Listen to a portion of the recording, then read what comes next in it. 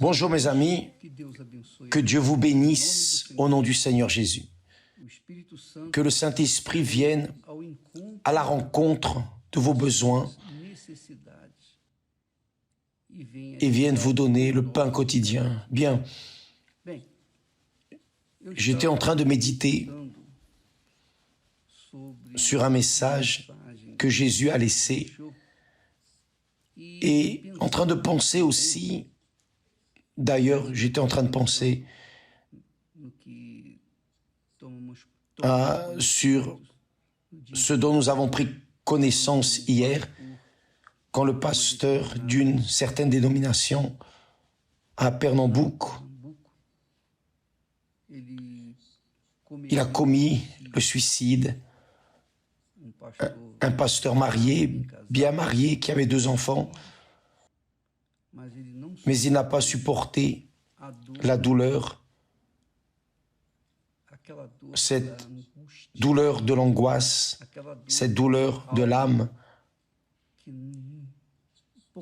que peu de personnes savent. Les personnes qui souffrent de dépression ne savent pas pourquoi elles souffrent de cette dépression. Et cet homme s'est tué.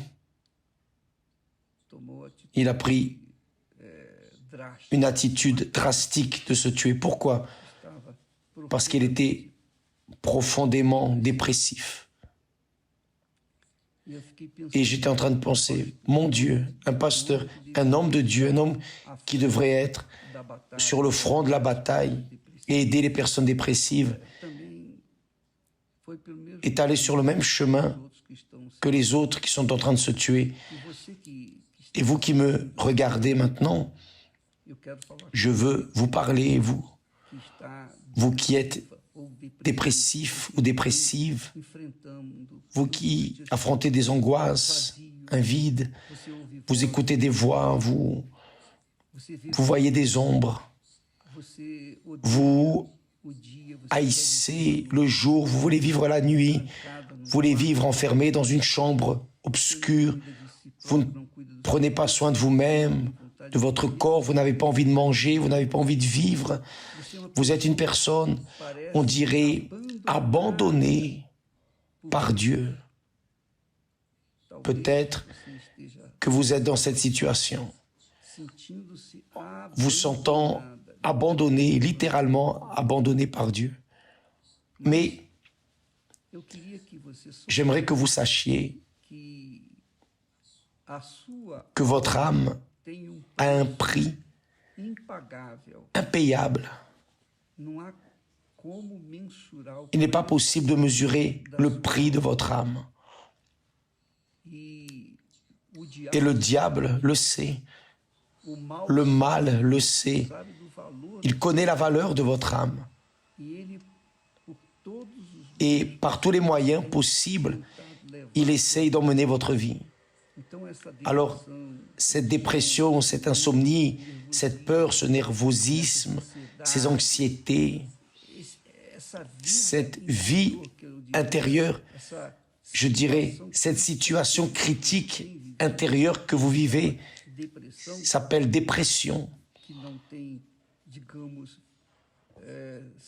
et qui n'a pas scientifiquement de guérison, mais il existe une guérison pour ceux qui ont la foi.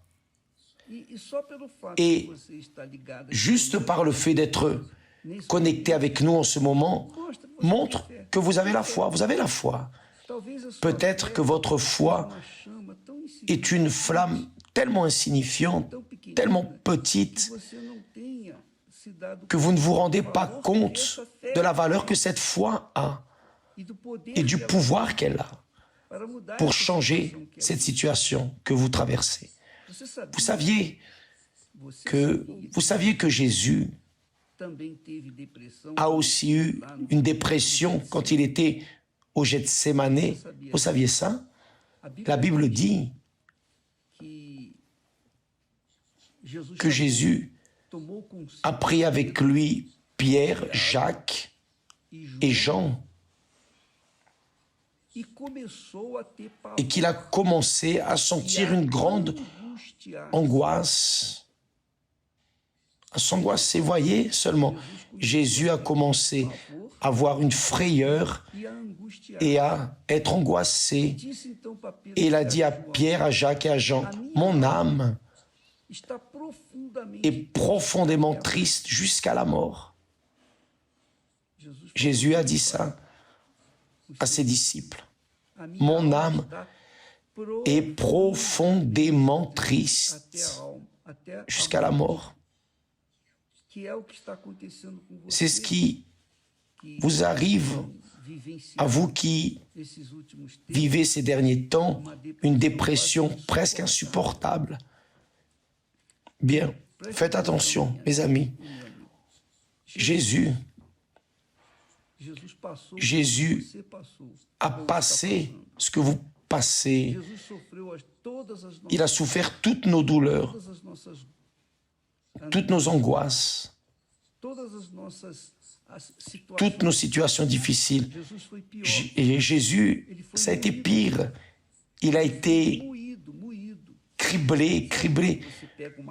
Vous savez, quand vous prenez de la viande et que vous la mettez dans le batteur, vous appuyez sur le bouton et elle ressort hachée de l'autre côté.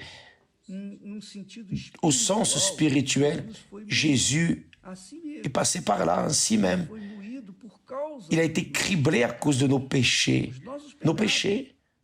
Il est venu en perfection, pureté, sainteté, pour assumer nos péchés, pour porter sur lui nos douleurs, nos infirmités, nos transgressions. Alors, quand il était sur le point d'assumer physiquement les péchés de toute l'humanité, si bien présente, passée que future, alors il a appelé ses 3 disciples. Et il leur a dit, mon âme est profondément angoissée jusqu'à la mort. Alors, il allait être emprisonné, jugé, frappé, fouetté. Il allait porter la croix et être crucifié, il a souffert, gémi dans son corps.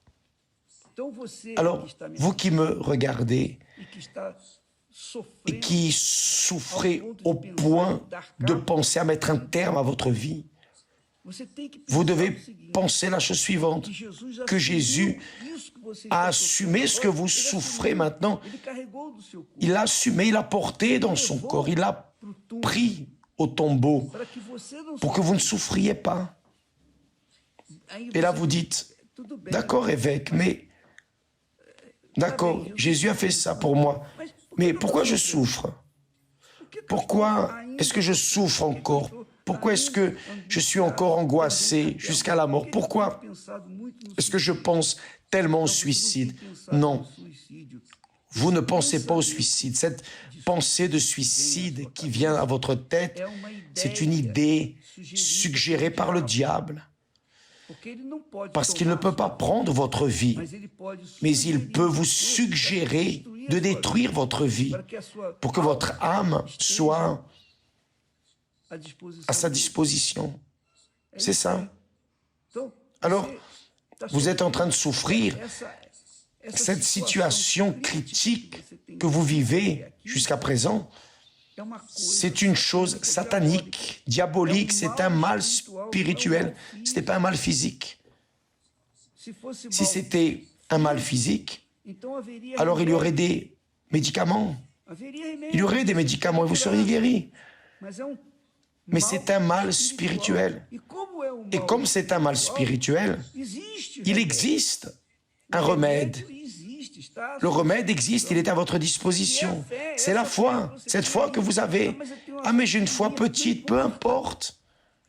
Ah, mais je suis spirit, évangélique, je suis catholique, je suis musulman, peu importe ce que vous êtes, peu importe ce que vous avez fait, peu importe les péchés que vous êtes en train de commettre, ce qui compte, c'est que Jésus a souffert ce que vous souffrez bien plus. mais il a souffert pour vous, pour moi, pour chacun de nous, êtres humains.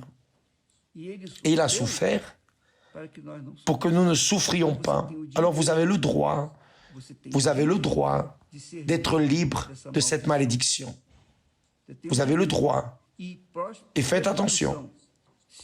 Si ce que je dis est vrai, si ce que je suis en train de dire est vrai, se prouve dans la parole de Dieu, alors je vais prier pour vous maintenant et vous allez être libre de cette malédiction. Parce que vous croyez, vous avez la foi. Petite, mais vous avez une foi. Alors, assemblez votre foi à la mienne et notre foi va vaincre cette disgrâce que vous portez en vous. Vous croyez? Vous avez la foi pour prendre cette attitude maintenant, en ce moment, en cet instant. Il est 6h20 du matin ici à São Paulo. Alors nous allons unir notre foi en cet instant. Et vous allez faire la chose suivante. Juste une chose. Prenez un verre d'eau, ou une bouteille d'eau, ou un verre d'eau. Mettez-la proche de vous. Allez vers un endroit tranquille et nous allons unir notre foi. Allez à un endroit où vous serez tout seul, ou toute seule.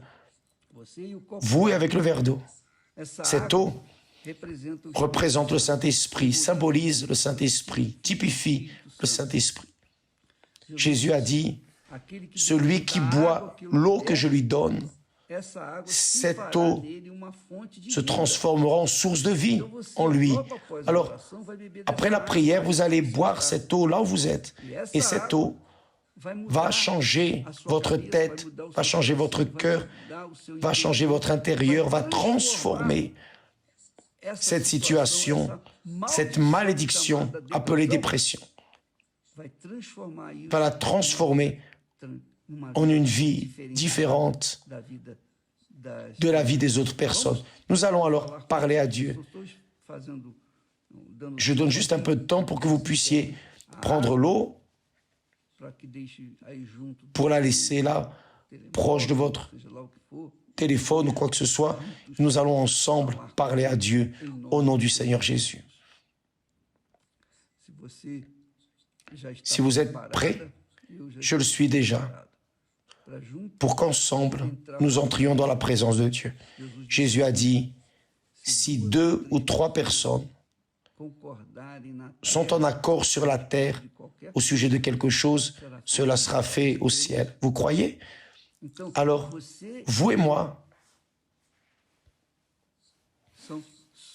nous sommes suffisants pour que Dieu vienne répondre à cette prière que je vais faire maintenant, en cet instant, avec vous, au nom du Seigneur Jésus. Mon Père, chéri et aimé, seul le Seigneur sait ce que ces personnes gémissent. Nous sommes ici avec la foi dans ta parole, dans tes promesses. Nous croyons dans tes promesses. Le Seigneur a dit que si 2 ou plusieurs personnes lient sur la terre quelque chose, alors cela sera lié au ciel. C'est-à-dire lié sur la terre ce que tu concordes aussi au ciel. Et ce que nous lions ici en cet instant, c'est précisément la délivrance de cette créature. Cette malédiction appelée dépression, cette disgrâce, cet esprit de dépression, cette sensation de mal-être, de vouloir mourir à cause de ce mal. Je te demande, mon Père, maintenant même, au nom du Seigneur Jésus, entends notre clameur, incline, Seigneur, tes oreilles pour écouter la supplication de chacun d'entre nous, car en cet instant, Je clame avec cette personne, j'unis ma foi à celle de cette personne pour la libérer de cette malédiction, de cet esprit de l'enfer qui l'a fait penser que la vie n'a pas de saveur, qui lui fait penser qu'il n'y a pas de solution, qui lui fait penser qu'il n'y a pas de solution. Alors maintenant, au nom du Seigneur Jésus-Christ, l'esprit de dépression qui agit dans cette vie soit arraché. J'ordonne maintenant que l'esprit de l'enfer qui est en train d'agir dans cette dépression, mener cette personne à penser, cette voix satanique qui l'amène à penser au suicide, soit maintenant attaché et cet esprit soit arraché. Tous les esprits, toute la malédiction de la dépression soit éliminée maintenant par le pouvoir du nom de Jésus-Christ. Soyez libres, mes amis, maintenant, en cet instant, par le nom, par la parole, par l'esprit de notre Seigneur Jésus-Christ, et qui croit dit Amen, et grâce à Dieu. Recevez la paix maintenant. Recevez la paix. Recevez la paix. La paix d'esprit. Recevez cette paix et commencez à vivre une vie nouvelle à partir de maintenant. Dieu est avec vous, mes amis. Si vous voulez plus d'aide, si vous voulez, je pense que vous pourriez aller vers une église universelle, chercher un pasteur, un auxiliaire ou une ouvrière, un ouvrier et parler à cette personne. Ou si vous avez une personne connue de l'église universelle proche de vous, parlez-lui. Après cette prière, vous êtes libre, libre de cette malédiction. Mais vous avez besoin d'être orienté en relation à ce que vous devez continuer à faire pour maintenir cette délivrance, d'accord? Et ce soir, je serai ici au temple de Salomon à 20h. Si vous voulez de l'aide, plus d'aide, vous pouvez venir jusque-là, car nous aurons des personnes à votre disposition pour vous aider gratuitement. Vous n'avez rien à payer, d'accord? Jésus a racheté votre âme, elle est à lui. À partir de l'instant où vous croyez et lui donnez cette âme, que Dieu vous bénisse et à demain au nom du Seigneur Jésus. Amen.